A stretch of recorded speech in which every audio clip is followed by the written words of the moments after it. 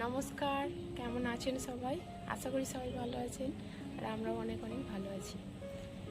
তো এখন তো আমি রয়েছি বাপের বাড়িতে।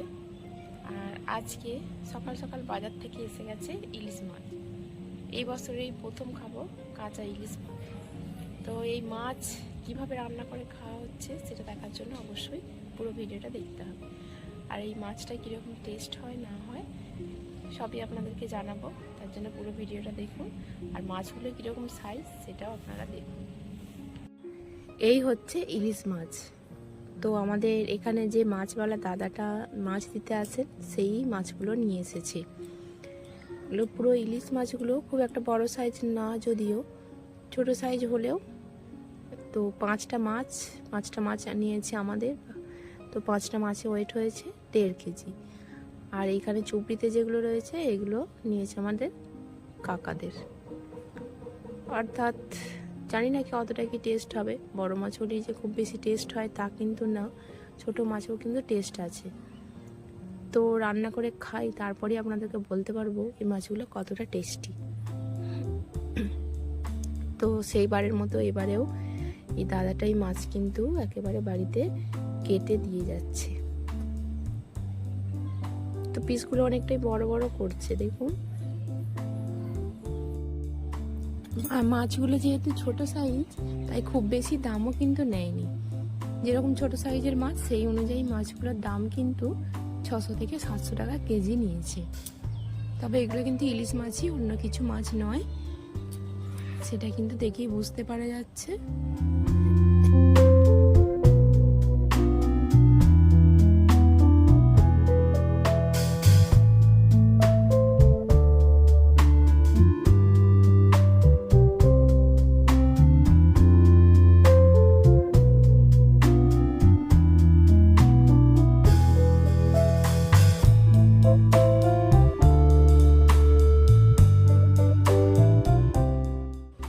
আর এখানে মাছ এসেছে, আর মাছ কাটা দেখার জন্য দর্শক জমবে না তা কি হতে পারে?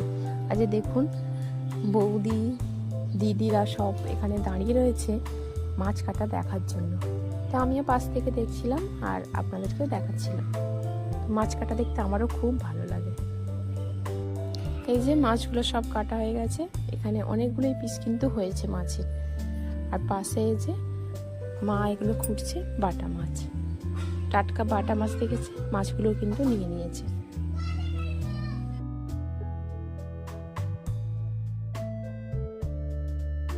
মাছগুলো কেটে ধুয়ে রাখা হয়ে গেছে, এবার হবে রান্না। এখানে দিদি বসেছে রান্না করতে। কড়াইতে প্রথমে দিয়ে দিয়েছে তেল, এরপর মাছগুলোকে ভাজবে। আর এখানে আগুনটা একটু বেশি জ্বলে উঠেছে, মাছগুলোকে ভাজছে।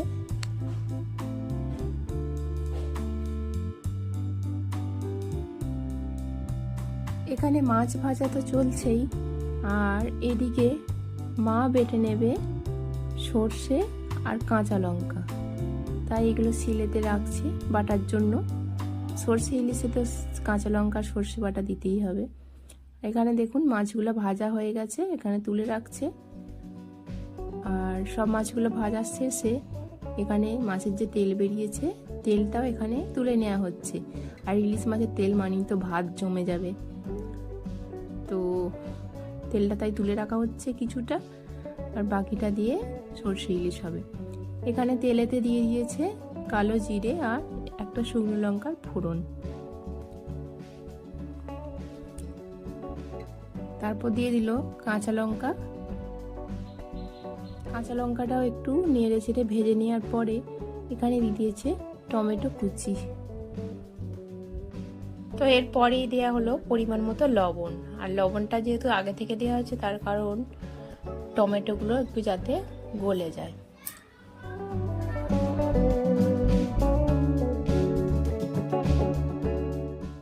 এরপরেই কিন্তু দেয়া হয়েছে একটুখানি হলুদ গুঁড়ো। হলুদ গুঁড়োটা পরিমাণ মতো দেওয়া হয়েছে, দিয়ে একটু ভেজে নেওয়া হচ্ছে। আর এতে যেহেতু কাঁচা লঙ্কা দেওয়া আছে তাই লঙ্কা গুঁড়োর পরিমাণটা অল্প একটুখানি দেয়া হচ্ছে। কাঁচা লঙ্কার ঝালেতেই কিন্তু এটা ঝালটা হয়ে যাবে। এটা জল দিয়ে আরো ভালো করে ভেজে নেওয়া হচ্ছে।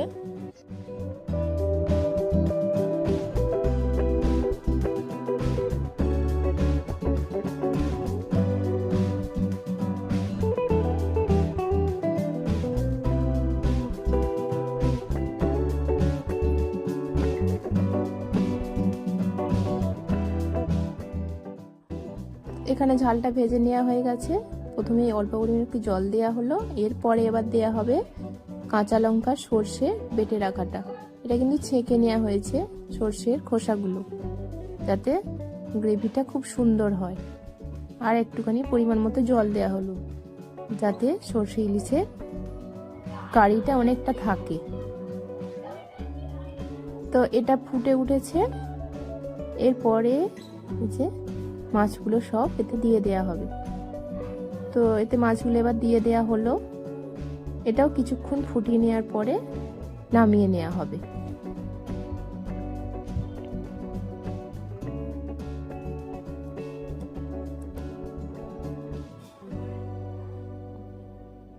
এই যে এটা ফুটে উঠেছে, এবার কিন্তু কমপ্লিট হয়ে গেল সর্ষে ইলিশ। এবার নামিয়ে নেওয়া হচ্ছে, সর্ষে ইলিশ কিন্তু রেডি। তো রান্না তো কমপ্লিট হয়ে গেল, এবার হচ্ছে খাওয়ার পালা। তো প্রথমে দেখিয়ে দিই কী কী হয়েছে। এখানে হয়েছে আলু করলা ভাজা, একটুখানি ভেন্ডির ঝাল, আর হয়েছে সর্ষে ইলিশ। আর ইলিশের তেলটা তো আমি ছাড়তেই পারছি না, প্রথমেই আগে ভাতে ঢেলে নিচ্ছি। ইলিশের তেল মানেই তো ভাত খাওয়াটাও জমে যাবে একেবারে। তো তেলটা দিয়েই প্রথমে ভাতটা খাবো, তারপরে আমি নেব সর্ষে ইলিশে একটুখানি জুস।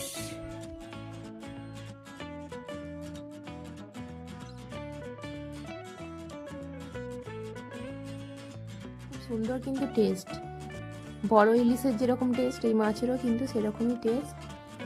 তো এদিকে সবাই খাচ্ছে, একটু দেখিয়ে দিই। সবাই কিন্তু বলছে ভালোই হয়েছে টেস্টটা। আর এই দিকে খাচ্ছে আমার বোনপো, সে তো ফোন দেখতেই ব্যস্ত। চলুন আজ তাহলে খেয়ে নিই। আজকের মতো ভিডিওটা এখানেই শেষ করছি। সবাই ভালো থাকবেন।